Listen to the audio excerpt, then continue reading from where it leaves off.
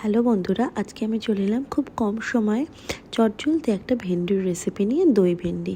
ভেন্ডি খেতে অনেকেরই ভালো লাগে না, কিন্তু একবার এইভাবে ভেন্ডি বানিয়ে দেখো, খুব খেতে দারুণ লাগবে আর অনেক কম সময় ঝামেলা ছাড়াই কিন্তু হয়ে যাবে। টক দইয়ের মধ্যে ধনের গুঁড়ো, জিরের গুঁড়ো, লঙ্কার গুঁড়ো, তার সাথে লবণ, হলুদ পরিমাণ মতো দিয়ে অল্প কিছুটা জল দিয়ে আমি কিন্তু ভালোভাবে একটা পেস্ট বানিয়ে রেখেছিলাম।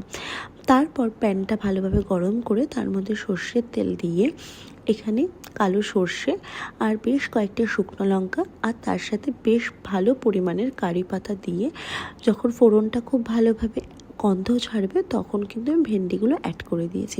ভেন্ডির দেওয়ার ক্লিপিংটা নিতে ভুলে গেছিলাম। ভেন্ডিগুলো খুব ভালোভাবে লালচে করে ভাজা হওয়া পর্যন্ত আমি কিন্তু অপেক্ষা করব। ভালোভাবে লাল লাল করে ভাজা হয়ে গেলে আমি কিন্তু টক দইয়ের মিশ্রণটা এটার মধ্যে অ্যাড করে দিয়েছি। মাথায় রাখবো, যখন টক দইটা দেবে তখন কিন্তু গ্যাসের ফ্লেমটা একদম কম করে দেবে, নয়তো টক দইটা পুরো ফেটে যাবে। তারপর পুরো টক দইটা ভেন্ডির সাথে ভালোভাবে মিশিয়ে নিয়ে যখন মেশানো হয়ে যাবে, তখন মিষ্টির জন্য আমি এখানে কিছুটা চিনি আর বাটি ধোয়ার জলটা কিন্তু আমি এখানে অ্যাড করে দিয়েছি। ভালোভাবে ফুটে উঠলেই রেডি আমাদের দই ভেন্ডি। দেখলে তো কত কম সময় ঝামেলা ছাড়াই তৈরি হয়ে যায় এই দই ভেন্ডির রেসিপি। গরম রুটি হোক কি গরম ভাত, খেতে কিন্তু খুব ভালো লাগবে।